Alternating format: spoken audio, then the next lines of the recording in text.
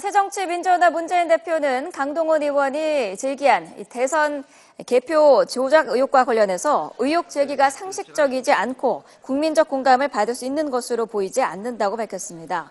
문 대표는 오늘 청년 경제를 주제로 한 간담회를 마친 뒤 기자들을 만난 자리에서 지난 대선에 대한 당의 입장은 변함이 없지만 강 의원이 사회 일각의 의혹에 기초해 그런 질의를 한 것으로 보인다며 이같이 말했습니다. 야권의 대권 주자인 이재명 성남시장은 박근혜 대통령이 당선돼 지난 18대 대선은 3.15 부정선거를 능가하는 부정선거라고 주장하며 투표소 수개표를 요구했습니다. 이재명 시장은 페이스북에 올린 글에서 전산개표 부정의심을 정당화할 근거들이 드러나고 있다며 투표소 수개표를 위해 투쟁하는 많은 분들을 응원한다고 밝혔습니다. 앞서 일부 시민단체에서 법적 근거 없이 전자개표기를 사용했고 선거 결과가 조작됐을 가능성이 있다는 의혹을 제기한 바 있습니다. 중앙선거관리위원회가 18대 대선에서 개표 부정은 없었다며 이재명 성남시장의 의혹 제기를 정면 반박했습니다. 야권의 주요 대선 주자인 이 시장의 의혹 제기가 근거 없고 무책임하다는 비판이 커지고 있습니다. 정수양 기자의 보도입니다. 이재명 성남시장은 어제 자신의 페이스북에 지난 대선은 부정선거였다며 투표소 수개표로 개표 부정을 원천 차단해야 한다고 주장했습니다. 또 정원 스님의 분신을 언급하며 대선 무효소송을 즉각 속개해야 한다고도 했습니다.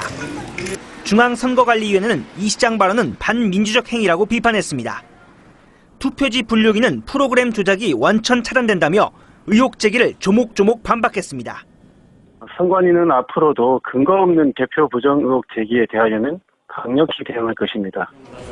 그동안 야권에선 걸핏하면 대선 개표 부정 의혹을 제기했습니다.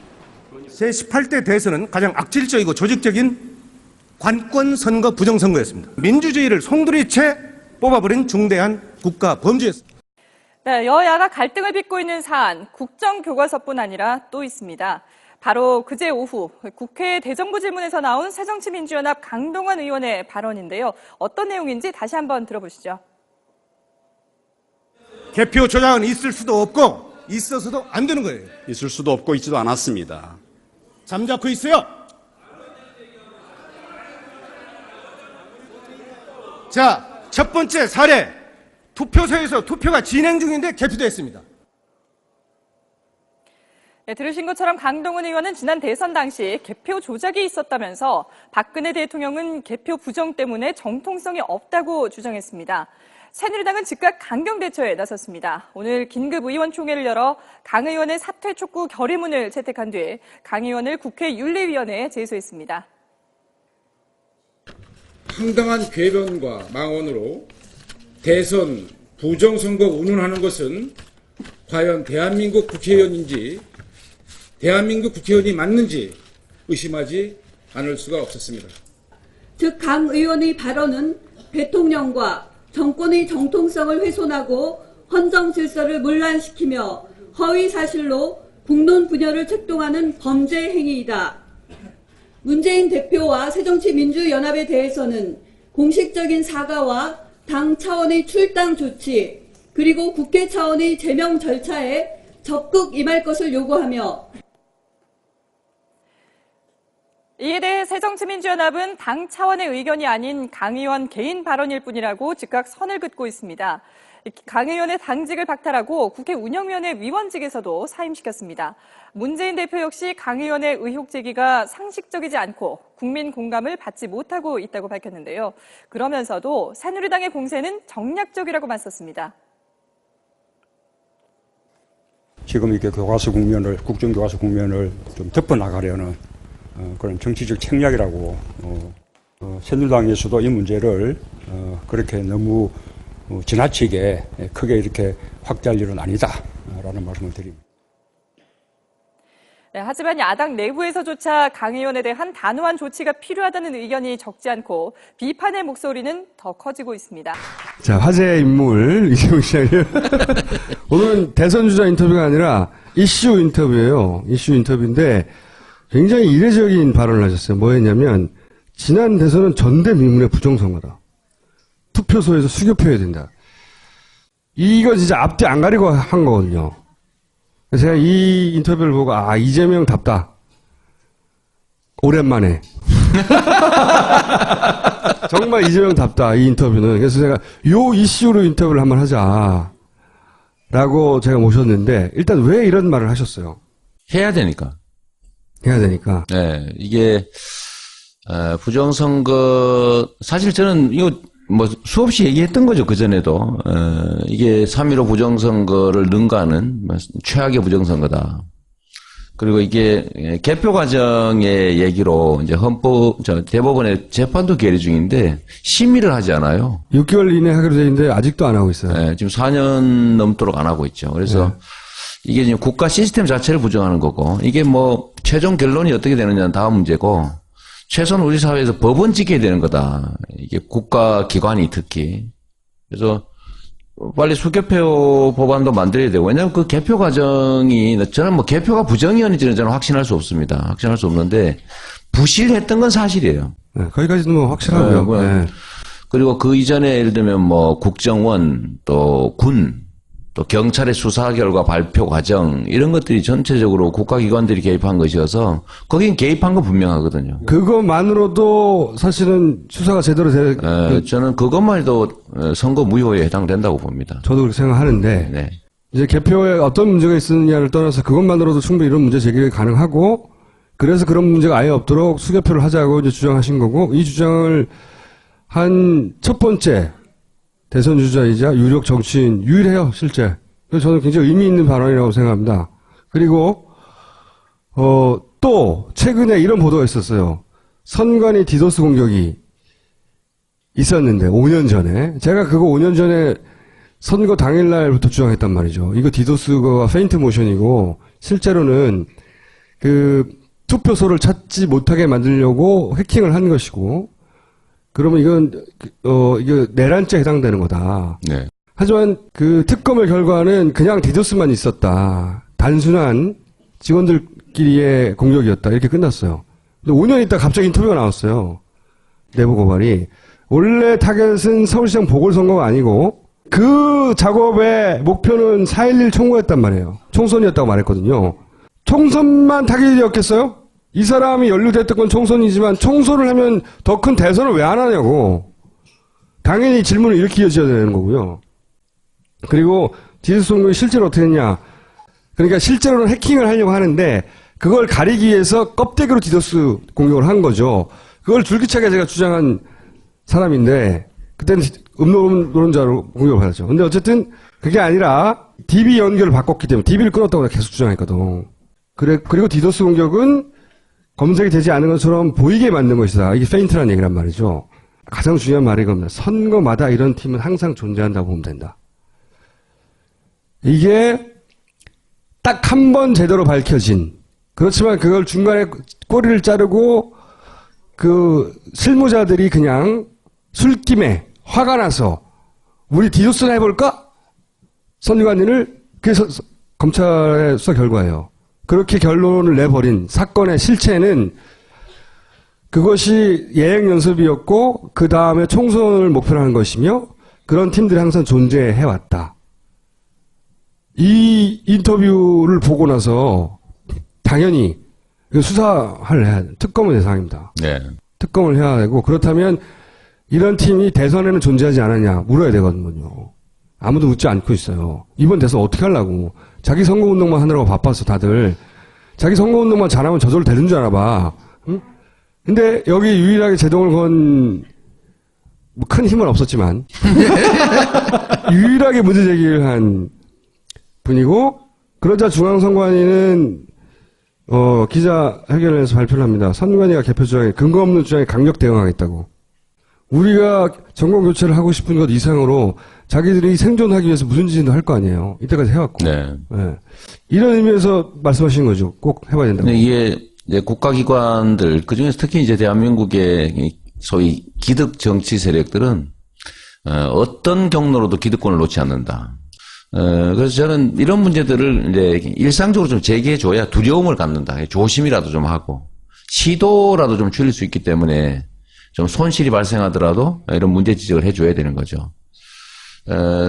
저는 그때 예를 들면 뭐 국정원이 좀 수준 낮게 자기 이름의 계정을 만들어서 뭐 댓글 트위터, 달고. 페이스, 뭐, 이 댓글 많이 쓰고 했다는데 지금은 훨씬 더 고도화됐겠죠. 당연히 그렇겠죠. 예. 한 번 들켰으니까. 예, 절대 안 들키게. 안 하는 게 아니라 훨씬 더 은밀하게 고도화된 작전을 당연하죠. 짜고 있을 거라고 보여지고, 그래서 여기에 대해서는 끊임없이 경각심을 가져야 된다는 거죠.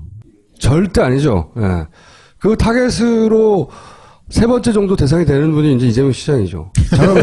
작업의 대상 맞아요. 언제나 후보들은. 끊임없이 그 판단을 흐리게 만들기 위해서 복합적인 작업을 하는 것을 생생하게 옆에서 지켜본 경험이 있어요, 저도. 생생하게. 그리고 그 생생한 작업에 굉장히 현명할 것 같은 후보들이 넘어갑니다. 왜? 후보도 한 사람의 개인에 불과하거든요. 아무리 팀이 있어도. 불타고 납니다, 사실. 당연하죠. 저도 욱할 때가 있다니까. 사람을 계속 찌르고 옆으로 찌르고 그러면 흥분하게 되고요. 흥분하는 순간 그다음부터 판단력이 흐려지는 거거든요. 왜냐하면 자기 뭔가 꽂히게 되면. 그래서 그게 보여지면 그걸 몰고 가요, 계속. 그래서 망가뜨리죠. 그렇게 해서 망가지는 사람들 굉장히 많이 봤고 시장님도 작업을 당하고 있을 것이고 좀 망가졌어요. 좀 망가진 것 같아. 근데 이 발언은 저는 굉장히 의미 있는 발언이라고 보고 따로 꼭 짚어서 반드시 모두가 칭찬해 줘야 된다. 이 발언은. 이거 아무나 할 수 있는 발언 아닙니다. 이 발언을 하는 순간 그럼 너는 당선된 건 뭐야? 선관위가 실제 그렇게 얘기했어요. 자기가 당선된 선거를 부정하는 것이냐. 그래요. 자기가 맞아요. 당선된 선거 시스템을 부정하는 거냐. 이재명 시장도 이 시스템으로 당선됐는데 뭐 강력 대응하겠다 이렇게 얘기한 거죠. 다 그렇게 할 수는 없으니까. 혹은 그렇게 했는데도 불구하고 당선된 거죠. 아니 근데 시장님 말씀 중에 저 대목이 있었나요? 선관위가 개표 조작을 했다? 조작은 아니고 개표 과정에 부실한 게 있었다 이렇게 얘기했죠. 근데 그걸 자기들은 개표 조작이라고 이렇게 주장하더라고요. 근데 저는 개표 조작은 하지 않았는데 자기 발이 제발 저린 건지 제가 개표 조작 주장을 했다고 주장하더라고요. 네. 저도 선관위 모두가 한 몸 한 뜻이 돼서 이걸 했다고 생각하지는 않아요. 선관위가 이렇게 발끈하는 것도 어느 측면에서 이해는 가요. 하지만 선관위가 발끈할 수가 없는 게 이런 게 있잖아요. 당한 게 있고 실제 당했던 일조했던 이렇게 되려면 둘 중에 하나거든요. 선관위 모르게 선관위를 해킹했거나 아니면 내부에서 누가 공주했거나 그렇잖아요. 당했다 하더라도 이런 말 할 수 없는 거예요. anyway 문제 제기를 하셨고 그 문제 제기를 널리 알려져야 된다고 생각하기 때문에 제가 모신 게 하나가 있고 나온 김에 뭐 짧게 뭐 새로운 공약이 있어요? 이런 식으로 약 올린다니까. 한 2개 정도 얘기해 보시고.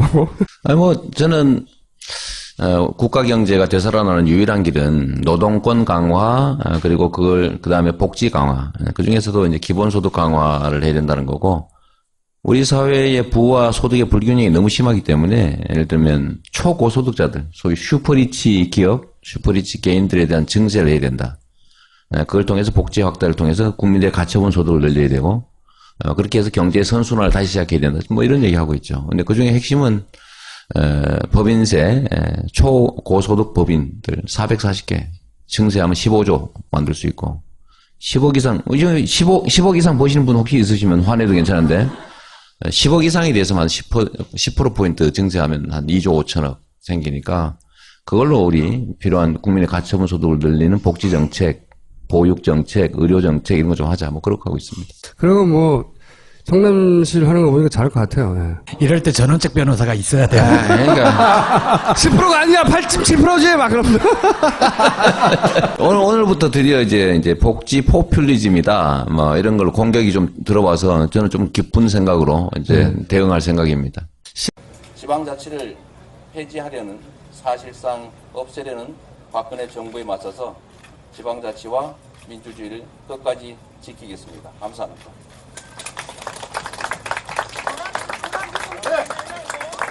뭐라고?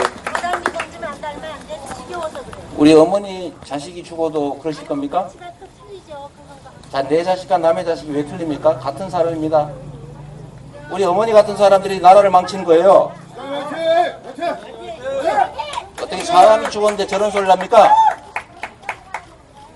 본인의 자식이 그 일을 당하는 날이 있을 겁니다. 자, 혹시 질문이 있으면 제가 답을 드리도록 하겠습니다.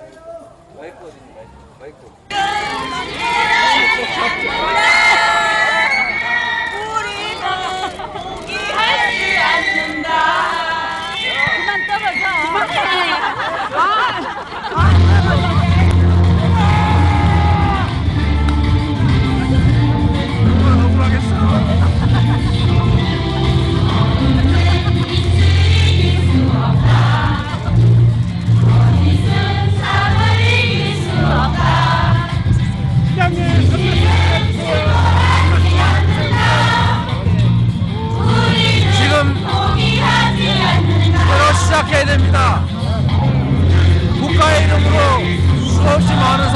늦었습니다. 진실을 규명하지 못하게 하는 거 이제 다시 넘어서 그 아이들 건져와야죠. 국가가 국민에게 존재한다는 사실을 우리가 꼭 보여줘야 됩니다.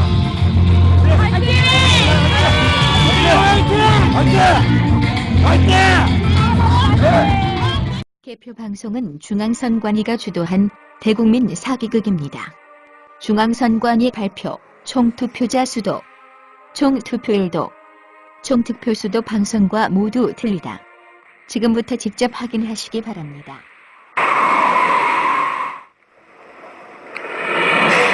안녕하십니까. 앞으로 5년간 대한민국을 이끌 새로운 지도자가 박근혜 당선인으로 확정이 됐습니다. 특집 좌담 새로운 대한민국을 시작하겠습니다. 아직까지 개표가 완전히 끝나진 않았습니다. 그래서 먼저 이 시각 현재 개표 상황을 보시겠습니다. 네, 2시 55분 현재 개표 상황 알아보겠습니다. 개표 99.7%가 진행되고 있고요. 박근혜 당선인의 당선이 확정된 상황입니다.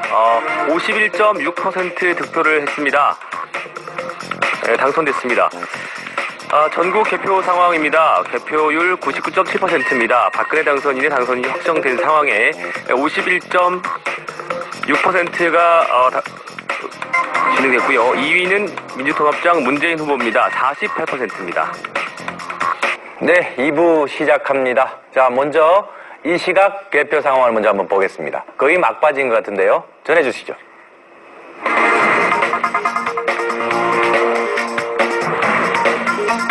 예, 개표 상황 보겠습니다. 개표 99.9% 진행됐습니다. 새누리당 박근혜 후보 당선됐습니다. 51.6%. 서강대 전자공학과를 졸업했고 15대에서 19대 국회의원을 지냈습니다. 네, 전국 개표 상황입니다. 개표 99.9% 진행됐습니다. 새누리당 박근혜 후보 51.6%, 2위는 문재인 48%. 이제부터 중앙선거조작원 선거통계 시스템에 접속해 보겠습니다.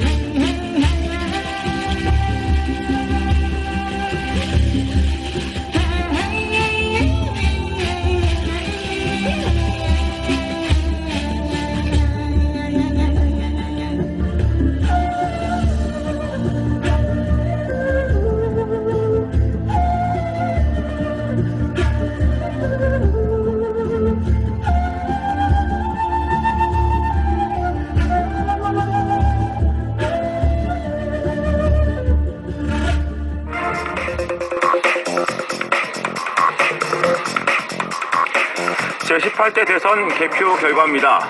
오전 5시 21분 개표가 완료됐고 박근혜 새누리당 후보가 51.5%의 득표율로 당선이 확정됐습니다. 2위는 문재인 후보 48%입니다. 표차는 170만여 표입니다. 네, 현재 전국 개표가 완료된 상황이고요. 당선인은 박근혜 당선인. 득표율은 51.5%입니다. 네, 박근혜 당선인의 프로필입니다. 박근혜 당선인 51.5%의 득표를 보이고 있고 60세, 출생지는 대구, 직업은 정치인입니다. 학력은 서강대 전자공학과를 졸업했고 15대부터 19대까지 5선 국회의원으로 전 새누리당 비상대책위원장을 역임했습니다. 네, 이번에는 경남도지사 득표율 전해드립니다. 2012년 12월 20일 새벽 1시 35분 CBS 도성애 기자. 새누리당 박근혜 후보는 51%가 넘는 득표율을 기록하며 제18대 대통령에 당선됐다. 20일 오전 1시 25분 현재 96.5% 개표가 진행된 상황에서 박 후보는 1,500만 표가 넘는 51.63%의 득표율로 당선을 확정지었다. 본 기사는 구글에서 노컷뉴스 51.63%로 검색하세요. 5.16.3은 1961년 5월 16일 새벽 3시에 시작한 5.16 쿠데타에서 숫자만 따온 이름이라는 얘기도 나오고 있습니다. 국정원의 뿌리가 박정희 정부 시절에 중앙정보부에 있기 때문입니다. 결국 국가정보원이 감청 프로그램을 구입했다는 의혹은 기정사실화되고 있습니다. 뒤에 이어질 리포트를 보시면 아시겠습니다만 총선과 대선을 앞둔 민감한 시기에 불법이라는 사실을 알면서 감청 장비를 들여온 이유가 뭔지에 대한 의문점은 점점 커지고 있습니다. 어제 치러진 대통령 선거로 새누리당의 박근혜 후보가 제18대 대통령에 당선됐습니다. 50대 이상의 득표율에서 크게 앞선 박 후보는 문재인 후보를 108만여 표 차이로 눌렀습니다. 김상엽 기자의 보도입니다. 오늘 새벽 1시 27분 KBS의 최첨단 당선 예측 시스템인 비시전 K가 박근혜 후보의 18대 대통령 당선을 확정했습니다. 후보들의 막판 각축전만큼이나 관심을 끄는 것이 있다면 바로 전자개표 시스템. 컴퓨터가 결과를 바로 읽어 일일이 손으로 세고 확인하는 수고를 덜게 된다. 각 후보한테 그 분류가 된 그 표는 그 상태로 중앙선거관리 전산실로 보내지게 되면은 또 그 데이터가 방송국 서버를 통해서 방송국으로 보내지게 돼서 실시간으로 국민들이 이 개표 실황을 볼 수 있도록 그렇게 제공이 되는 시스템입니다. 이 신통한 기계의 판독 능력을 시간당 15,000장. 투표 마감 후 3시간이면 당락이 판가름 난다. 모든 그 개표소에서 이 전자 개표기를 사용을 하기 때문에 아주 확실하게 달라진 그 개표의 모습을 아마 볼 수 있을 겁니다. 네, 여러분 소중한 한 표 한 표 그 행사한 지 이제 2시간이 지났습니다. 네, 그럼 지금부터 개표 상황 확인해 볼까요? 네, 개표가 빠르게 진행되고 있는 현재 전국 개표율입니다. 네, 투표율입니다. 개표율 전국 개표율이 6.6%로 현재 상당히 빠르게 진행이 되고 있습니다. 오늘 마감된 투표율도 함께 보시겠습니다. 잠정치입니다. 전국 투표율 75.8%, 상당히 높은 투표율을 보였습니다. 네, 그럼 지금 자, 이 시간까지 잠정 집계된 전국 투표율 상황입니다. 전국 투표율 75.8%로 잠정 집계되고 있는 상황입니다.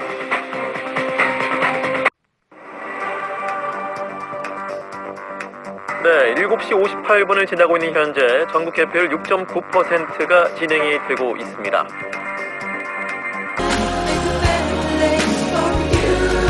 전국 상황 보시겠습니다. 지금 박근혜 후보가 51.6%를 득표해서 2위 문재인 후보보다 3.7%포인트 앞서고 있습니다. 네, 예측 분석실입니다. 이제 개표가 한 6... 네, 이번 대선 투표율 75.8%입니다. 지난 대선 때보다 10%포인트 이상 높아졌는데요. 87년 대선 이후에 지속적으로 낮아지던 대선 투표율이 처음 반등한 겁니다. 최형원 기자가 그 이유를 분석했습니다. 이번 대선의 최종 투표율은 75.8%. 4,050만 유권자 가운데 3,072만여 명이 투표에 참여했습니다. 결국 개표 방송이라는 것은 개표한 결과치가 모아진 것을 우리가 본 것이 아니라 한편에 짜여진 온라인 게임을 본 겁니다. 극단적으로 얘기하면. 잘 짜여진 온라인 게임 천만에요. 형편없이 조작된 온라인 게임을 본 겁니다. 그렇게 하다 보면 전 경기도 다 맞는 곳이 한 군데도 없습니다. 전국에. 자, 선거 전 이미 개표 결과표를 만들어 두었다. 저는 뭐 진실의 길에서 보도를 한 것이 아니라 오마이뉴스에서 보도한 것을 그대로 토스한 것인데 선거 전 이미 개표 결과표를 만들어 두었다. 무슨 내용이냐면 선거 하루 전날, 선거가 12월 19일인데 하루 전날인 18일 날 개표 결과표가 만들어 있더라는 겁니다. 그 파일을 그것도 파일도 중앙선관위가 자신들의 홈페이지에 올려놓은 표예요. 그거를 다운받아서 파일을 분석했더니 최종 수정 일자가 선거하기 하루 전날이라는 얘기입니다. 그러면 저것이 성립하려 그러면 중앙선관위의 컴퓨터가 날짜가 그 이전 날짜로 세팅돼야 되는데 공적기관이 그게 가능한 일입니까? 그리고 한 사람도 아니고 조직적으로 집단적으로 말이 안 되는 얘기죠. 그래서 개표 결과표를 하루 전에 만들어 둔 것이 사실입니다. 그것이 그러면 개표 결과표를 만들어 둔 거대로 방송사에 던져줬다라는 의미입니다. 끔찍한 얘기죠. 자, 그것은 보십시오. 우리가 투표를 하고 투표한 결과가 투표한 박스에 모이고 그것을 개표를 하죠.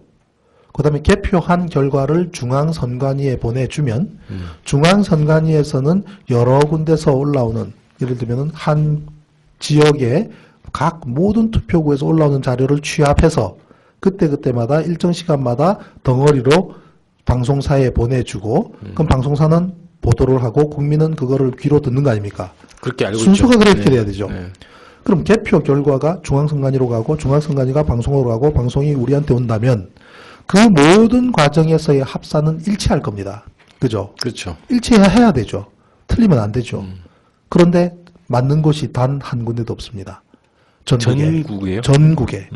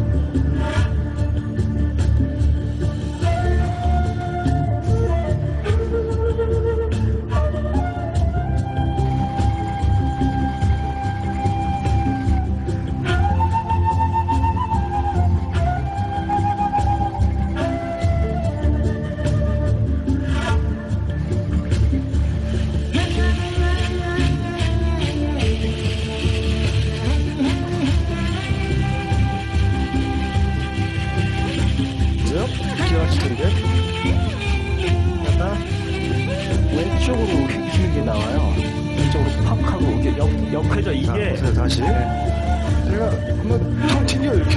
그리고서 왼쪽으로 돌죠. 이게 뭔지 몰라서 그때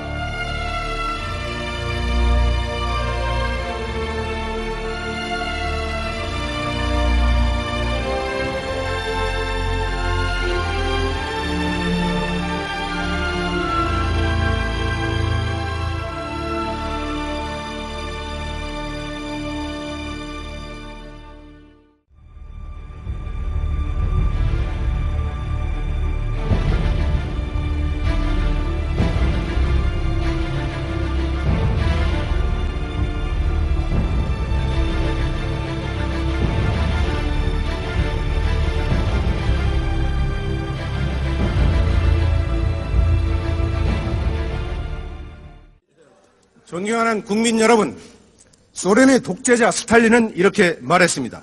투표는 인민이 하지만 개표는 권력자가 한다. 투표하는 자는 아무것도 결정하지 못하고 개표하는 자가 모든 것을 결정한다고 말했습니다. 소련의 독재자 스탈린이 말한 이 현상이 대한민국에서 지금 벌어지고 있습니다. 결론적으로 박근혜 대통령의 정통성은 없습니다. 선거 부정, 개표 조작의 증거들이 명명백백하게 밝혀지고 있기 때문입니다.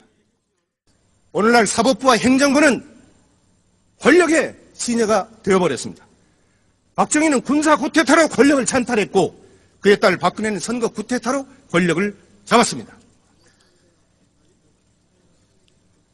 박근혜 정권의 정체성은 과연 무엇입니까? 뼛속까지 친일에 피가 흐르는 친일파 후예들이 권력의 중심에서 역사를 왜곡하는 정권, 유신 잔당들이 광풍으로 박정희 유신 망령이를 부활시키는 정권, 수구 반통일 세력들이 민족 통일을 외면한 정권이라고 저는 규정합니다. 저는 국민의 이름으로 대법원장과 중앙선거관리원 측에 요구합니다. 대법원은 18대 대통령 선거 무효 소송을 당장 속개하십시오. 대법원은 중앙선거관리원의 선거 사범들을 국헌 물람죄로 엄중히 처벌할 것을 요구합니다. 중앙선거관리원회는 전자개표기를 없애고 투표소에서 수개표할 것을 요구합니다. 투표소에서 수개표하자는 법안은 이미 제가 대표 발의해서 국회에서 지금 심사 중에 있다는 것을 국민 여러분에게 말씀을 드리면서 반드시 수개표가 국회에서 처리될 수 있도록 해야 될 것을 여러 동료 의원들께 간곡히 말씀드리면서 마치겠습니다. 감사합니다.